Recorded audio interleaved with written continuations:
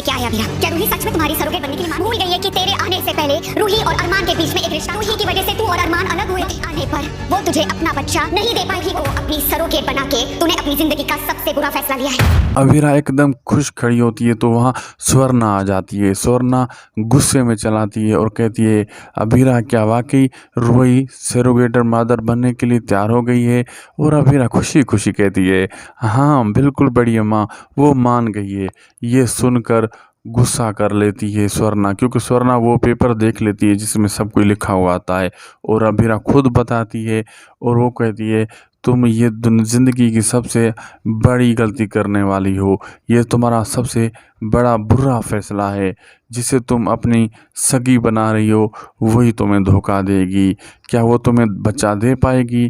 क्योंकि वो पहले तुम याद करो, तुम्हारे आने से पहले अरमान और रूही का भी कोई रिश्ता हुआ करता था।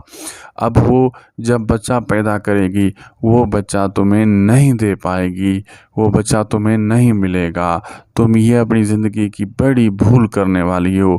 ये सुनकर अभिरा एकदम शॉक हो जाती है, परेशान हो जाती है। क्या वाकई मैं कोई भूल करने जा रही हूँ? क्या वाकई ऐसा हो सकता है? बच्चा मुझे नहीं मिलेगा?